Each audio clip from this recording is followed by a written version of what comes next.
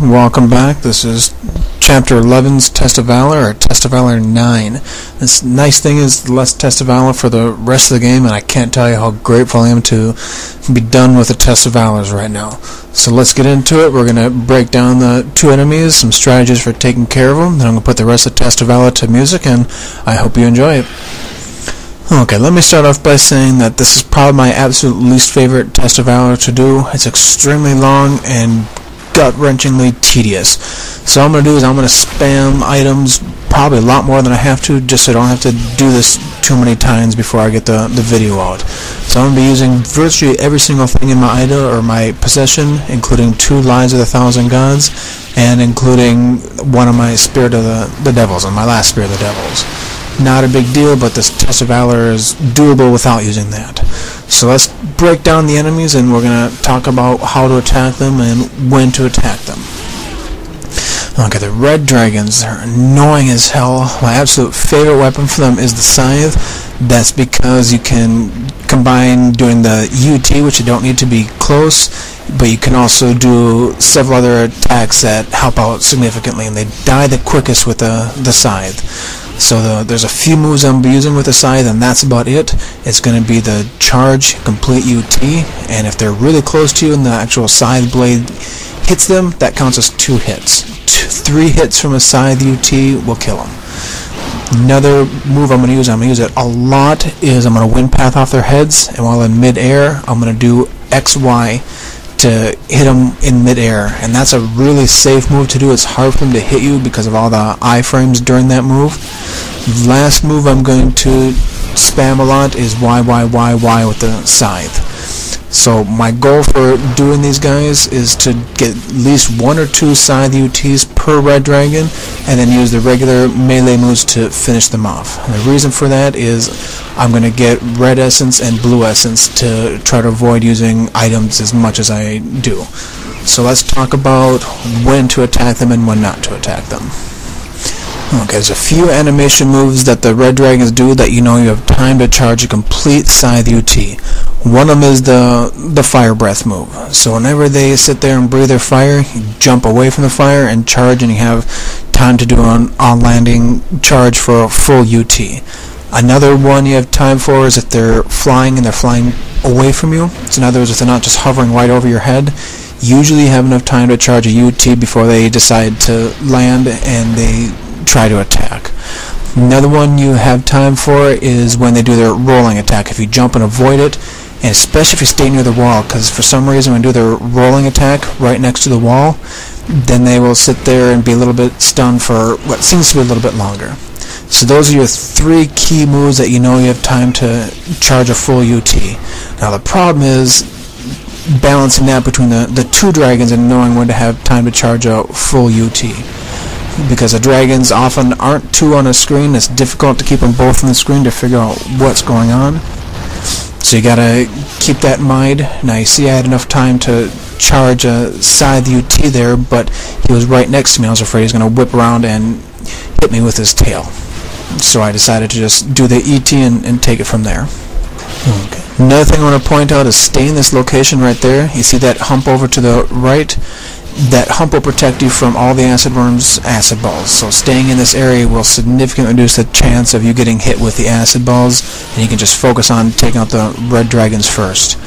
A couple of times when not to attack them is when you see them running at you. When you see them running at you, release your charge a lot sooner than you think you need to. And the reason for that is they come at you a lot faster. Other times not to attack them is virtually after any other attack. Most of the other attacks do not have iframes, or recovery frames. So when they're attacking you, you don't just jump away and start charging, because you oftentimes will not have enough time to charge a complete UT. An ET maybe, but an ET doesn't do too much damage. Okay, let's talk about melee attacks. There's 2 melee attacks I use with the scythe. One of them is the wind path over their head, and then mid-air XY or XXY. That's usually a really safe move to do, and the reason for that is it gives you a lot of iframes. The problem is that attack takes you a long time to kill one dragon, and from my experience on this Test of Valor, when I get a dragon down to low health, they tend to back away and let the fuller health dragon come up and attack you. So that is a safe move to do, but it just takes a long time to completely do it. Another move to do is Y with a scythe.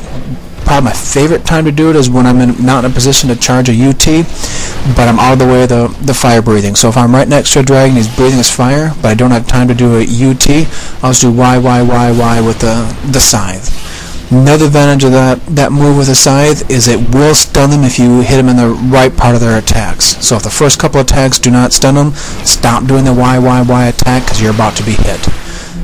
So that's advantage of that. Reason why I like to start off with a couple of UTs and then finish with the melee attacks is because of the red and blue essence, and it makes a huge difference. Takes longer, but it makes a difference as far as getting health and red orbs. Okay, the last part about attacking the dragons, or last attack that I'm going to talk about the dragons, is Inferno Nimpo. When I know I have both the dragons, their health down lower, I'll light a couple Inferno Nimpos and try to kill them. Other times I'll do it when I know I'm about to be hit, but it's a great way to kill them. You have a lot of Inferno that I'm going to use for this Test of Valor, and if you kill them with the Inferno Nimpo, then it's just like a melee attack. You have the chance of getting blue or red essence. So I do not like killing these guys with a UT, and that's because I want the red and blue essence. I'm going to get quite a lot of essence from this Test of Valor to begin with, and the reason for that is the acid worms. Okay, let's talk about fine-tuning some of the attacks. Now, when they spawn, a lot of times if they spawn far away from you and you stay away from them, your health will regenerate minus the red, so take full advantage of that before you absorb the blue essence. Another thing is use the yellow essence to do ETs and UT charges. Use the blue and red essence to refill unless you're maxed out. And it's great to do a UT when they're in the air and far away, because sometimes that UT will knock them out and the rest of the UT will hit them, and that's already 2 hits in your UT. Then you know that dragon only has 1 UT left, then you can start doing melee attacks on them. So it's difficult to keep track of where the dragons are, but paying attention to where the health is can make a huge difference for deciding what the next attack is.